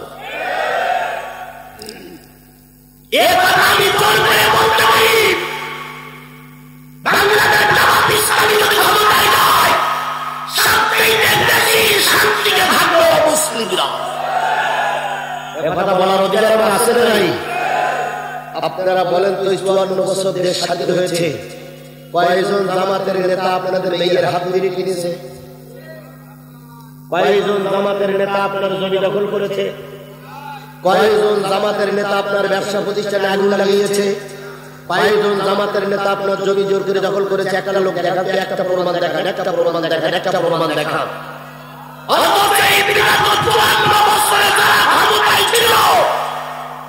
তারাই আপনাদের নারীদের সতীত্ব নষ্ট করেছে, তারা আপনাদের জমি দখল করেছে। কথা বলেন ঠিক না ঠিক? সামনের বার যদি আপনি একটু সিদ্ধান্ত না নেন, তাহলে আবারও কিন্তু আপনার স্ত্রীর সতীত্ব নষ্ট হওয়ার সম্ভাবনা আছে, আবারও কিন্তু আপনার জমি বেদখল হওয়ার সম্ভাবনা আছে। এই জন্য সকল অমুসলিম ভাইদের কাছে আমার ছোট্ট অনুরোধ, একটা বারের জন্য আমরা ইসলামী একটা সরকার দেখতে চাই। আওয়ামী লীগ, বিএনপি, জামাত ইসলামের, আওয়ামী লীগ, বিএনপি, জাতীয় পার্টির ভাইদের কাছে আমার ছোট্ট একটা অনুরোধ, 54 বছর তো আপনারাই দেশ চালালেন, আমরা তো ধারে কাছে যাইনি।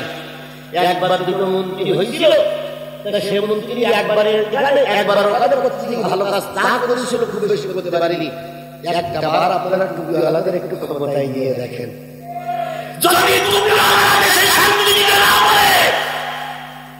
আগামীতে আপনাদের কাছে আমরা দায়িত্ব নিয়ে ক্ষমতা পাওয়ার জন্য, ভোট পাওয়ার জন্য আসবো না। এই জন্য একটা বারের জন্য, একটা বারের জন্য, একটা পিরিয়ডের জন্য, একটা সময়ের জন্য কি টুপিওয়ালাদের হাতে দায়িত্বটা দেওয়া যায়? জোরে বলেন, দেওয়া যায়? তাই এখন গোটা বাংলাদেশে রব উঠেছে, সকল দলের দেখা শেষ, টুপিওয়ালার বাংলাদেশ। সবাই মিলে বলেন, সকল দলের দেখা শেষ। এই টুপিওয়ালার বাংলাদেশে আপনার একটা মূল্যবান সাপোর্ট আমরা চাই। এই টুপিওয়ালাদের ক্ষমতা বিলীন মানে আপনাদের একটা সাপোর্ট আমরা চাই। যদি না দেন চলে যাই, নারদ কথা শোনেন, শুনে তাই যান। তাহলে 3 নম্বর দশায় মুসলমানদের ভালো বলে না, ভালো বলে কাদের?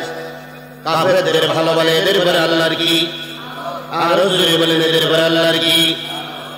আল্লাহ রাব্বুল আলামিন বলতেছে এই তিনটে দোষ যাদের বলা হলো, উলাইকাল্লাযীনা লা'আনুহুমুল্লাহ, আমি আল্লাহ বললাম এই তিনটে দোষ যাদের ভিতরে আছে ওদের পরে আল্লাহর লানত। আলেমেরা আছেন না? জি ভাই, উল্টো কথা হলি অদয়াগুলো লোকমা দেবেন, কারণ আমার একটা মেসেজ যদি জাতির জন্য ভুল যায় তাহলে জাতি ভুল সিদ্ধান্ত নেবে। কথা বলেন ঠিক না ঠিক? এই জন্য আমি বক্তা হয়েছি বলে একবার অনেক কিছু হয়ে জানি। আমার অর্থের দিক দিয়ে যদি কোনো ভুল মেসেজ আমি বলি, দয়া করে ভাই লোকমা দিবেন। আল্লাহ রাব্বুল আলামিন বলেন এই তিনটে দোষ যাদের ভিতরে আছে তাদের পরে আল্লাহর কি? ওয়া মাইয়াল্লাহু ফালান তাজিদা লাহু নাসীরা, আর যাদের পরে আল্লাহ লানত নাযিল হয় তাদের কোনো সাহায্যকারী বন্ধু খুঁজে পাওয়া যায় না। এই জন্য তিনটে দোষ যাদের ভিতরে আছে তাদের পরে যদি আল্লাহর লানত হয়, আপনিও যদি সেই দলের ভিতরে থাকেন, আপনার পরে লানত আসার সম্ভাবনা আছে না নাই? আরো জোরে বলেন, আছে না নাই? এই জন্য আল্লাহর লানত যাদের পরে তাদেরকে আমরা সাপোর্ট করব। এবার আসুন চতুর্থ নম্বর দোষটা বলি, আল্লাহ বলছেন মা হুম মিনকুম ওয়ালা মিনহুম, তাদের চতুর্থ নম্বর দোষ হলো তারা তোমাদের দলেও না তাদের দলেও না।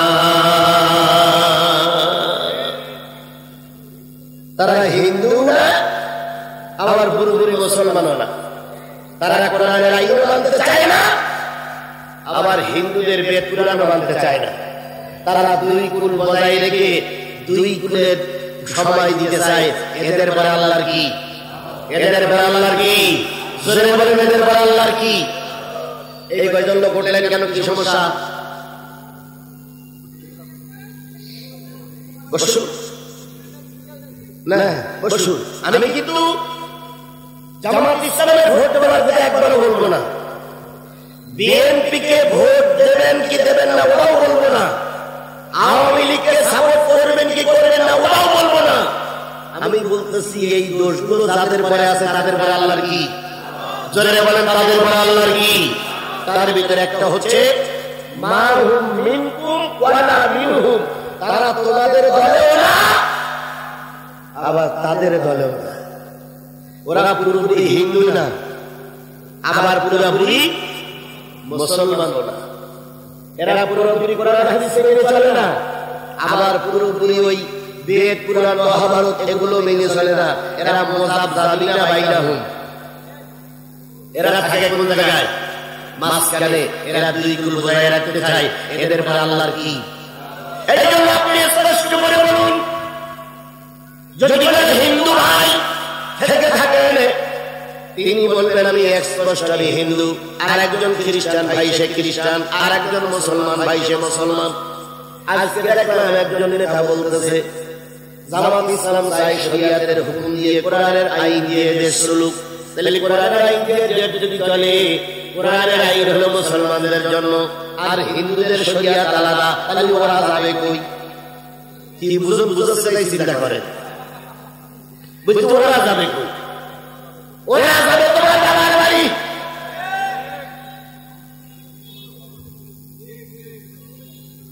ওদের শরিয়াত ওদের কাছে কথা বলে ঠিক না ঠিক? আমার শরিয়াত আমার কাছে। কোন ধর্ম পালন করার ব্যাপারে কাউকে জোর জবরদস্তি করা যাবে না, হবে না, আমরাও করব না। তোমার দুর্গা পুজো যখন হবে আমার দ্বারা তোমার দুর্গা পুজোর ক্ষতি হবে না, আবার আমি যখন ঈদ পালন করবো তখন তোমার দ্বারা আমার ঈদের কোনো ক্ষতি হবে না। তুমি তোমার ধর্ম পালন করবে, আমি আমার ধর্ম পালন করবো। আল্লাহ রাব্বুল আলামিন বলেন জেনে নিও, বুঝে নিও, মেনে নিও। যারা দুই কুল বজায় রেখে এই অশান্তি বাঁধাতে চায় তাদের পরে আল্লাহর কি? তাদের পরে আল্লাহর গজব। মা হুম মিনকুম ওয়ালা মিনহুম ওয়া ইয়াহলিফুনা আলাল কাযিবি ওয়া হুম ইয়ালামুন।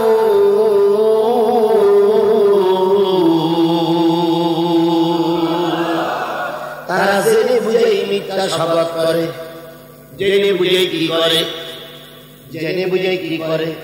মিথ্যা শপথ করে। এই মিথ্যা শপথ করা লোক আমাদের দেশে আছে না নাই? আরো জোরে বলেন আছে না নাই? একটু প্রমাণ নেই। গতকালকে আপনারা দেখেছেন কুমিল্লা না নোয়াখালীতে এক মসজিদে শিবির দর্শ দিচ্ছিল। সেখানে নোয়াখালী, সেখানে আমাদের দেশের কিছু মানুষ এই তাদের পরে কি করেছে? হামলা করেছে। সেখানে অনেকগুলো আহত। ওনারা বলতে চাচ্ছে বাংলাদেশ জামাত ইসলামের শিবির যদি মসজিদে বৈঠক করতে পারে, মসজিদে রাজনীতি করতে পারে, আমরা কেন পারবো না? অবশ্যই আপনারা পারবেন। অন্য কেউ সুযোগ না দিলে আমি সুযোগ দিচ্ছি, অবশ্যই আপনারা পারবেন। তবে সেইখানে কোনো নেতার ছবি টানানো যাবে না, মসজিদে কোনো নেতার ছবি টানানো যাবে না। আর ওখানে কোরআনের 10 একজন কোরআন শরীফ দিয়েই দেন। আপনার একজন আলেম নিয়ে যান, নিয়ে দিয়ে সে কোরআনের দর্শ দেন। কেউ না শুনলে আমি শুনবো, কিন্তু আপনারা কোরআনের দর্শ দিতে পারবেন না, উযু করবেন না, মেয়ে লোক মসজিদে ঢুকাবেন, তারপরে নেতাদের ছবি মসজিদে টানাই রাখবেন।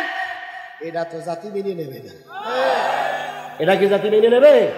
জোরে বলেন মেনে নেবে?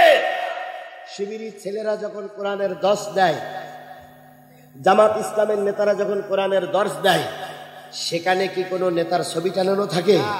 আপনারা ছবি টানেন না, আপনারা দাওয়াত দেন যে নামাজের পরে কোরআনের দর্শ হবে। আপনি সূরা ইয়াসিন থেকে দর্শ দেন, আপনি সূরা লোকমান থেকে দর্শ দেন, আপনি সূরা হাসর থেকে দর্শ দেন, আপনি সূরা সাফের দর্শ আলোচনা করুন, আপনাকে কেউ বের করবে না। কিন্তু আপনি মসজিদের মেম্বারের পরে দাঁড়িয়ে উযু করে পানি দেননি, জোহরের নামাজ পড়েননি, মসজিদে দাঁড়িয়ে আপনি যদি ভোটের আলোচনা করেন, জনগণ জুতা পিটা করে বিদায় করবে।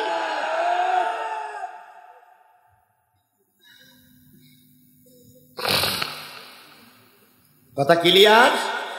কথা ক্লিয়ার? সুতরাং আপনাদেরকে আগামী দিনে সিদ্ধান্ত নিতে হবে, কোরআনের বিরোধিতাকারীদেরকে আমরা সাপোর্ট করব না ইনশাআল্লাহ। আমার ভাইয়েরা, সময় প্রায় শেষ। কয়টা বললাম? 4টে হয়েছে, 5টা হয়েছে, আর 2টো কথা কি বলবো? বলবো, আর 2টো কথা বলবো। খুবই গুরুত্বপূর্ণ কথা, খুবই গুরুত্বপূর্ণ কথা, খুবই গুরুত্বপূর্ণ কথা।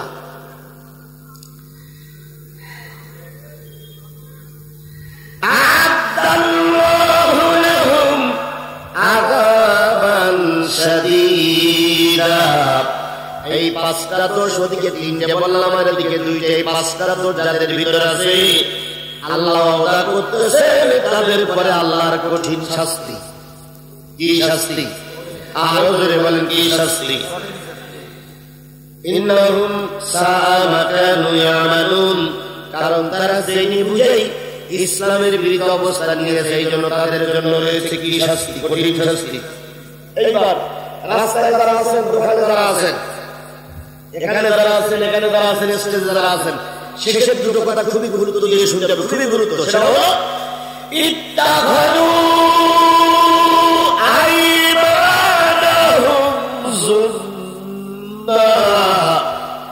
তারা তাদের নামাজ, তারা তাদের টুপি, তারা তাদের পাঞ্জাবি, তারা তাদের হজ, তারা তাদের দান সদকাকে জাতির সামনে ঢাল স্বরূপ ব্যবহার করে। কি স্বরূপ ব্যবহার করে বলুন? কি ঢাল কি সব সময় কাজে লাগে?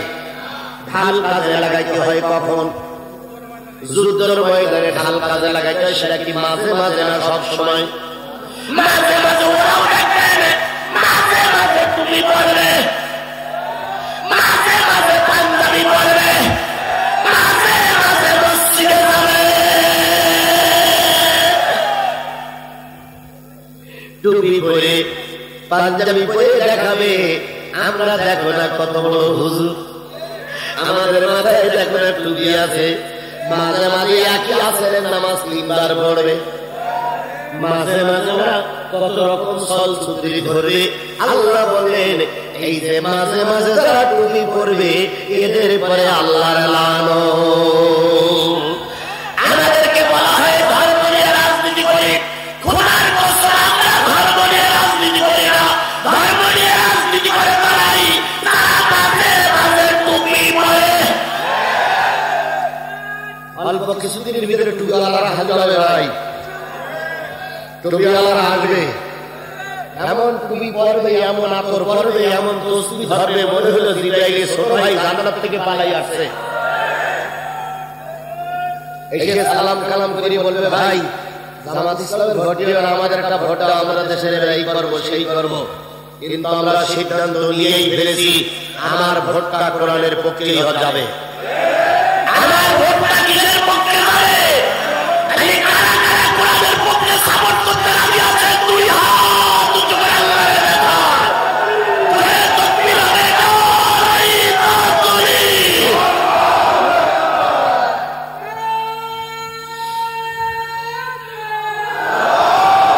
ভাই ভাই দুটো শোনো, আমি যেহেতু 12টা পর্যন্ত সময় নিচ্ছিলাম, 2টো কথা আর মাত্র আর একটা কথা বাকি আছে।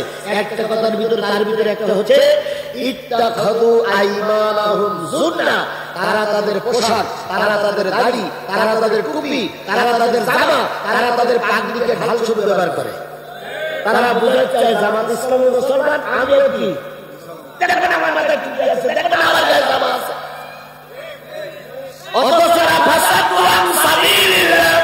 এরা বাংলার জমিনে শরীয়তের হুকুম মানতে চায়। সেদিন সালাউদ্দিন আহমেদ বিএনপির এক লিডার হেফাজতের এক সমাবেশে বসে আছে, আপনারা দেখেছেন? হেফাজতের সমাবেশে বসে আছে, এখন হঠাৎ করে হেফাজতের এক হুজুর বলতেছে যে আমাদের মাঝে আজকে বিশেষ অতিথি হিসেবে উপস্থিত আছে হযরত মাওলানা সালাউদ্দিন আহমেদ। কি বলেন কথাটা বুঝলেন? হযরত মাওলানা সালাউদ্দিন আহমেদ। তো সালাউদ্দিন আহমেদ উনি একটা বিব্রতকর অবস্থায় পড়েছে যে আমরা হযরত মাওলানা বলে এরা কত পাম্পট্টি দিতে পারে। তো উনি হুজুরের মুখের দিকে তাকাইছে, তাকাই বুঝাতে চাচ্ছে হুজুর আপনি কি বলতেছেন এসব? তো হুজুর তখন মোটা ঘুরে গিয়ে বলতেছে, না আপনি যেহেতু টুপি মাথায় দিয়ে হুজুরের সঙ্গে বসেছেন এই জন্য আপনারও মাওলানা বলা যেতে পারে। আমি কি কথাটা জাতির সামনে বাড়াই বললাম? আমার জাতি কথাকে আমি ঠিক বলেছি, ঠিক বলেছি। আজকে নির্বাচনের সময় যে ব্যক্তি একক নামাজ পড়ে না তিনি কি সাইতেছে? মাওলানা সাইতেছে, আল্লাহ বলতেছে টুপি পরবে, এরা দাড়ি রাখবে, এরা রুমাল পরবে, আতর পরবে, কিন্তু ফাসাদু আন সাবিলিল্লাহ দ্বীন কায়েমের বিরোধিতা করবে। এদের পরে আল্লাহর কি? এদের পরে আল্লাহর কি? এদের পরে আল্লাহর কি?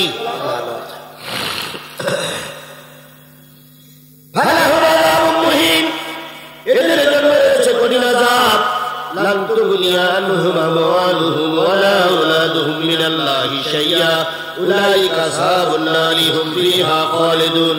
এদের কিছু কিছু ছেলে হুজুর হতে পারে, এদের দ্বারা মসজিদ মাদ্রাসা হতে পারে, এদের টাকা দান সৎকার কাজে লাগতে পারে, এদের টাকা মসজিদ মাদ্রাসার কাজে লাগতে পারে, কিন্তু ইয়াকিন যদি ঠিক না হয়, বিশ্বাস যদি ঠিক না হয়, আল্লাহ রাব্বুল আলামিন বললেন লান তুগনি আনহুম আমওয়ালুহুম, কোশ্চিনকালেও এদের মাল দান সৎকা, কোশ্চিনকালেও এদের ছেলে বিয়ে কোনো কাজে লাগবে, ইহকালে লাগবে না, পরকালেও। কারণ তারা হলো ইসলামের বিরোধী শক্তি। তাহলে এই যে ৬টা দোষের কথা বললাম, এই ৬টা দোষ কি জামাত ইসলামের ভিতরে আছে? বুঝে শুনে বললেন, যদি জামাত ইসলামের ভিতরে এই ৬টা দোষ থাকে তাহলে জামাত ইসলামকে সাপোর্ট করা যাবে? কে নিষেধ করেছে? আর যদি দোষ না থাকে তাহলে অবশ্যই আগামীতে জামাত ইসলামীকে সাপোর্ট করা দরকার। এবার শেষে একটা কথা বলবো, এতক্ষণ কিন্তু আমি রাজনীতি করিনি, এতক্ষণ করেছি কোরআন নীতি। এবার ৩১ রাজনীতির কথা বলবো, ৩১ বলবো, সেটাও আমি বানাই বলবো না, সেটাও কোরআন দিয়ে বলবো। এবার ৩১ রাজনীতির কথা বলবো, বিএনপি ভাইরা বলবো, বলে দেই। আল্লাহ বলতেছে এই ৬টা দোষ যাদের ভিতরে আছে, আমলাহুম নাসিবুম মিনাল মুলক। মুলক মানে কি? মুলক মানে কি? রাজত্ব, রাষ্ট্র, দেশ, ক্ষমতা। এতক্ষণ আমি আল্লাহ তোমাদের সামনে নসিহত করলাম নবীজির মাধ্যমে, এতক্ষণ আমার কোরআন আমিনুল ইসলাম জিহাদি তোমাদের কাছে শোনালো। এবার আমি আল্লাহ জিজ্ঞেস করছি তোমাদের সামনে, তোমাদেরকে বলতেছি এই দোষ ৬টা যাদের ভিতরে আছে, আগামী এমপি নির্বাচনে, আগামী উপজেলা নির্বাচনে, আগামী চেয়ারম্যান নির্বাচনে এই ৬টা দোষ যাদের ভিতরে আছে তাদের কি তোমরা ভোট দিয়ে ক্ষমতায় বসালে নাকি? কে জিজ্ঞেস করছে? যদি এই ৬টা দোষ যাদের ভিতরে আছে তাদেরকে যদি ভোট দাও, তাদেরকে যদি ক্ষমতায় বসাও, তারা যদি এমপি হয়, ওরা যদি মন্ত্রী হয়, ওরা যদি সরকার গঠন করে, তাহলে কি হবে? আল্লাহ ইয়াতুনান নাসানাকিরা, তিল কড়ি পরিমাণ তোমাদের দেবে না, সব ওরাই ভাগ করে খেয়ে ফেলবে। ওরা সাদা তুলে ওরাই ভাগ করবে, ওরাই বালি বিক্রি করে ওরাই ভাগ করবে, ওরাই দোকান লুট করে ওরাই ভাগ করবে। তোমাদের হুজুরদের এক তিল পরিমাণ দেবে। কে নিষেধ করতেছে? তাহলে এই ছয়টা জোট যাদের ভিতরে আছে তাদেরকে ভোট দেওয়া যাবে না, আল্লাহ যদি নিষেধ করে থাকে। এই বিশাল কাফেলাকে আমরা শপথ নিতে পারি, আগামীতে কোরআনের পক্ষে সাপোর্ট নেব, কোন বাতিলের পক্ষে সাপোর্ট নেব। এখন তুমি পারবে, আপনারাও তুমি আলা দেখবে, তুমি আলা, আপনারাও তুমি আলা। আপনাদের গাইডটা বুদ্ধি শিখাই দেই। ওনারা যখন ভোট লিখে আসবে, এই তিন থানার ভিতরে 4.5 লক্ষ 5 লক্ষ ভোটার, এই 5 লক্ষ ভোট যখন নেতারা লিখে আসবে, তখন বলবেন যে ভাই মাগরিবের রক্তের এশা রক্ত আসো। কোন রক্ত? মাগরিবের এশা রক্ত আসার পরে এইবার ওই নেতাদের টুপি রেখেছে, হঠাৎ করে টুপি পরে জোরে বলবেন ভাই হয়ে গেছে, ওদেরকে বলবেন যে ভাই মাগরিবের নামাজটা পড়ান। পারবেন? এশার আসলে বলবেন এশার নামাজটা পড়ান। ওই লোক যদি বলে আমি মাগরিবের নামাজ এশার নামাজ পড়াতে পারি না, আমি জোহরের নামাজ আসরের নামাজ পড়াতে পারি, তাহলে যারা জোহরের নামাজ আসরের নামাজ পড়ানোর জন্য বলবে তাদেরকে আমরা সাপোর্ট করব না। সেই দিক দিয়ে মাগরিবের নামাজ পড়ানোর যোগ্যতা অধ্যাপক আব্দুল সাত্তার সাহেবের আছে না নাই? এশার নামাজ পড়ানোর যোগ্যতা অধ্যাপক মুজিবুর রহমান ভাইয়ের আছে না নাই?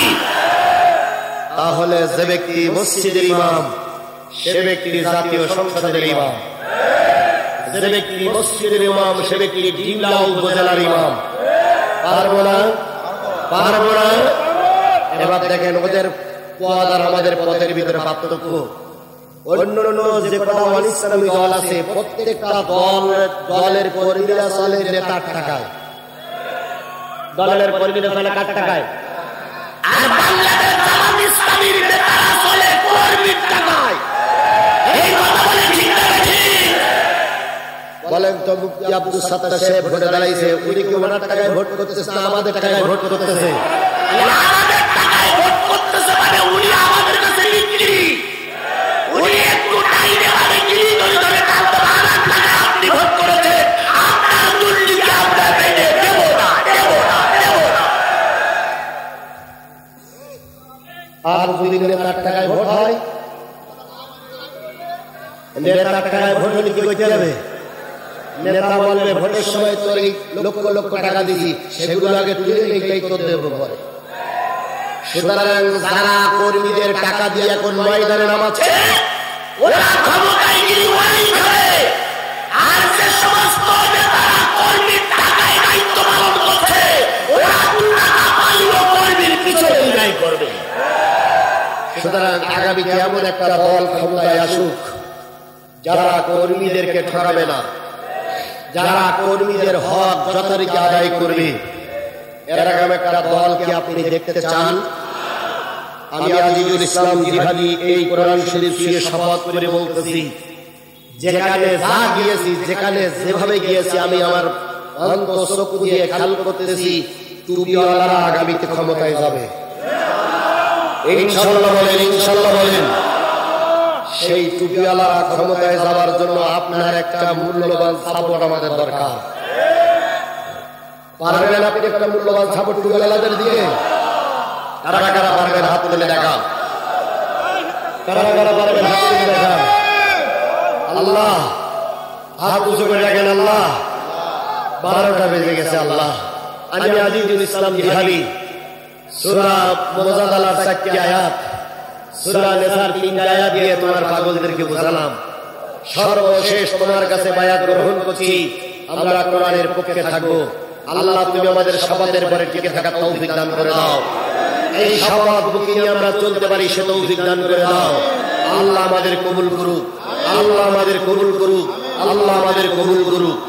এবার যেখানে সেখানে ভোট দেব না ভাই, এবার যেখানে সেখানে ভোট দেব না ভাই, ভোট দেব ভাই সেইখানেতে আল্লাহ রাজি হয়, যেথায় রাসূল খুশি হয়, যেখানে সেখানে ভোট দেব না ভাই, এবার যেখানে সেখানে ভোট দেব না ভাই। সবাই মিলে বলুন আস্তাগফিরুল্লাহ। বসে আল্লাহ বান্দা বসে আস্তাগফিরুল্লাহ রাব্বি মিন কুল্লি জামবি ওয়া আতুবু ইলাইহি লা হাওলা ওয়ালা কুওয়াতা ইল্লা বিল্লাহিল আলিয়্যিল আযীম। একটা এলান শুনি। উত্তর চান্দখানা এনায়েতপুর হাফিজিয়া মাদ্রাসায় 6 ডিসেম্বর রোজ শনিবার সিরাহাটি ডোমার নীলভ্রমরীতে আমার মাহফিল আছে। 6 ডিসেম্বর মনে থাকবে। জায়গাটার নাম কোথায় বলেন তো? চিলাহাটি। দলে দলে যাবেন ওই দিন। নির্বাচন আরো ঘরেই আসবে, তখন কথা যেটা প্রয়োজন সেটাই হবে। উত্তর চান্দখানা এনায়েতপুর হাফিজিয়া মাদ্রাসা। আল্লাহ আমাদের কবুল করুন। ও ভাই, আমরা মনে করতেছি ক্ষমতায় চলে গেছি, এই জন্য কি বসে থাকার কোনো সুযোগ আছে? জোরে বলেন, বসে থাকার কোনো সুযোগ আছে? আচ্ছা, যদি মাওলানা আব্দুল সাত্তার ভাই 3 লাখের বেশি 4 লাখ ভোট পায়, তাহলে আপনাদের কোনো ক্ষতি হবে? এই জন্য আমরা চিন্তা করবো 4 লাখের টার্গেট নিয়ে ময়দানে নামবো। কথা মনে করি আমরা জিতে গেছে আর আমাদের কিছু করার দরকার ক্ষমতা না, সবাই কাজ করবেন। আর কারো কোনো কথা? আল্লাহুম্মা আমিন। রব্বানা যালামনা আনফুসানা ওয়া ইন লাম তাগফির লানা ওয়া তারহামনা লানাকুনান্না মিনাল খাসিরিন।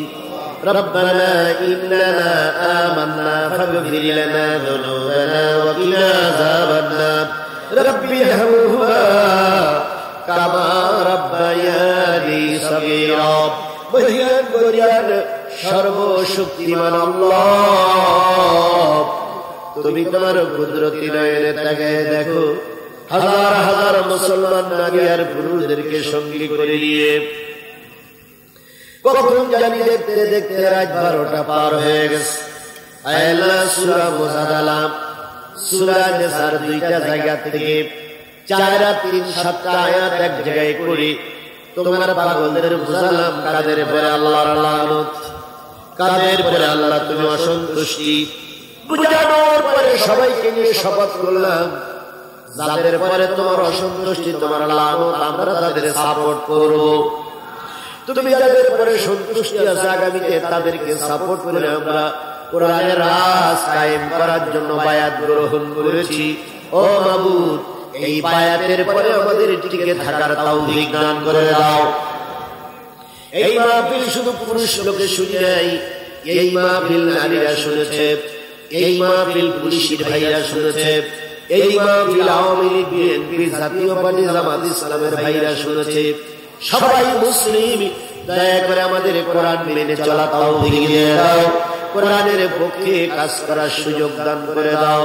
গভীর জন্য জাহাত তুলেছি, কত লোকের মা নাই, কত লোকের আব্বাজান দুনিয়া থেকে বিদায় হয়ে গেছে। বাবু, দয়া করে যাদের মা নাই, বাবা নেই, দাদা নেই, দাদি নাই, আজকের এই মাহফিলে দোয়া করলাম সকল আপনজনদের ঘরের আযাবগুলো মাফ করে দাও। রব্বুল আলামিন, এই হেফজখানাকে আল্লাহ তুমি দয়া করে কবুল করে নাও, এই হেফজখানাকে আল্লাহ তুমি দয়া করে কবুল করে নাও, এই হেফজখানাকে আল্লাহ তুমি দয়া করে কবুল করে নাও। 13টা ফুটান্ত জান্নাতি গোলাপের মাথায় আমরা পাগড়ি পরালাম আল্লাহ। এই 13 জন ছাত্রকে জগৎ বিখ্যাত আলেম বানায়া দাও। আগামীতে এই মাদ্রাসা থেকে আরো যেন 20-50 জন প্রতি বছর কোরআনের হাফেজ হয়ে বেরোতে পারে তৌফিক দাও। এই মাদ্রাসা কমিটিকে তুমি কবুল করো, এই মাদ্রাসার শিক্ষকদেরকে আল্লাহ তুমি কবুল করো, এই মাদ্রাসার জন্য যারা শুভাকাঙ্ক্ষী তাদেরকেও আল্লাহ তুমি কবুল করে নাও। এই মাদ্রাসাকে টিকায় রাখার জন্য 10 টাকা, 20 টাকা, 50, 100 টাকা থেকে শুরু করে সর্বোচ্চ 20,000 টাকা যে বাজারা দান করলো, সকল দাতারা দানগুলো তুমি কবুল করে নাও। ও মাবুদ, আমরা সব দিলাম যদি তোমার রহমত নাজিল হয়। আল্লাহ, আমরা সব দিলাম যদি তোমার রহমত নাজিল না হয়, প্রতিষ্ঠান টিকে থাকবে না। আল্লাহ, তুমি দয়া করে তোমার কোরআনের প্রতিষ্ঠানকে তুমি টিকায় থাকা তৌফিক দান করে দাও। একজন ব্যক্তি দোয়া করেছে, মনসুর আলী ভাই, দীর্ঘদিন সংসার করতেছে, ছেলে মেয়ে হয় না। আমি একজন মুসাফির, আমার দোয়ায় তুমি অনেকের কোল জুড়ে সন্তান দিয়েছো। আল্লাহ, সেই কোরআন বুকে নিয়ে দোয়া করলাম, আমার প্রিয় মনসুর ভাইয়ের কোল জোড়া একটা সন্তান দিয়ে দাও। তিনি যেন মা, তিনি যেন বাবা ডাক, তার স্ত্রী যেন মা ডাক শুনতে পারে, তৌফিক দিয়ে দাও। আল্লাহ তাআলা, আগামীতে আমাদের সবাই মিলে মনসুরা খাতুন, মনসুরা খাতুন অনেকদিন বিয়ে হয়ে গেছে, মেয়ে সন্তান হয় না। আমার বোন মনসুরা খাতুনকে আল্লাহ একটা বাচ্চা তুমি দান করে দাও। আল্লাহ তাআলা, আগামীতে যেন আমরা সবাই মিলে সিদ্ধান্ত নিয়ে কোরআনের রাজ কায়েম করতে পারি, নারী পুরুষ সকলে মিলে আমরা সেই প্ল্যাটফর্মে থাকতে পারি, তৌফিক দিয়ে দাও। মুসলিম ভাইদের জন্য দোয়া করলাম, আল্লাহ তাদেরকে সঠিক বুঝটা তাদের অন্তরের ভিতরে পয়দা করে দাও, তারাও যেন কোরআনের পক্ষে আসতে পারে এমন পরিবেশ তুমি তৈরি করে দাও। নেতাদের তুমি কবুল করে নাও। ও মাবুদ, যতগুলো আলেম ব্যক্তি ভোটে দাঁড়িয়েছে তার ভিতরে আমার মাওলানা আব্দুল সাত্তার ভাই, বাবু দেখলে একজন জান্নাতি মানুষ বলে মনে হয়। হাজারো আলেম তার কাছে লেখাপড়া শিখে মানুষ হয়েছে। ভোট গণনার পরে তোমার এই পাগলের মুখটা যদি মলিন হয়, তোমার এই পাগল যদি ফেল পারে এই শব্দটা যদি শোনে, এই শব্দটা শোনার পরে হয়তো তোমার হাবিব কষ্ট পাবে। তাই দোয়া করতেছি, আল্লাহ তুমি আলেমের মুখ উজ্জ্বল করার জন্য তোমার খাস রহমত নাযিল করে দাও। আমরা ভোট দিয়ে সাপোর্ট করে জানো আব্দুল সাত্তার ভাইকে বিজয়ের মালা পরিয়ে ঘরে আনতে পারি। দয়া করে দয়া করে দয়া করে আমাদের এই দোয়াটা তুমি কবুল করে নাও। এই মাদ্রাসায় যারা জমি দান করেছে, জমিদার তার দানগুলো কবুল করো। আমাদের সকলের অন্তরের অন্তঃস্থল থেকে দোয়া করছি, কবুল করে নাও। মাবুদ, যদি আমি আজিজুল ইসলাম, তুমি আমাকে মাফ করে জান্নাতে দাও। আমি যেন তোমার ডিবলার পাগলদের ভুলে না যায়। আর ডিবলার মুসলমান যদি জান্নাতে যায়, তারা যেন আজিজুল ইসলাম জিহাদিরে ভুলে না যায়। আমাদের সবাইকে একটা জান্নাতের ছোট্ট জায়গা দান করে দিও। রাব্বি হাবহুমা কামা রাব্বায়ানি সগীরা وقل رب ارحمهما كما ربياني صغيرا سبحان ربك رب العزة عما يصفون وسلام على المرسلين والحمد لله رب العالمين. السلام عليكم ورحمة الله.